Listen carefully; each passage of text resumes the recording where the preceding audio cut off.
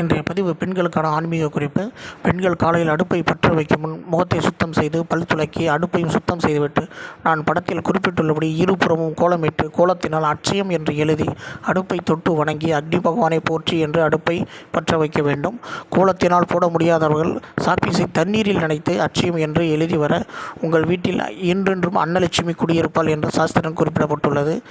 தலைக்கு குளித்து வரும் நாளில் முகத்தில் மஞ்சள் தடவி தலைக்கு தண்ணி ஊற்றி குளிப்பது பெண்களுக்கு சுபிட்சத்தை தரும் என்று சாஸ்திரங்கள் குறிப்பிடப்பட்டுள்ளது. அது மட்டும் இல்லாமல் கையில் வளையல் அணியாமல் எந்த ஒரு பொருளையும் நீங்கள் பரிமாறக்கூடாது. அதற்கு அடுத்தபடியாக உப்பை தரையில் சிந்தக்கூடாது.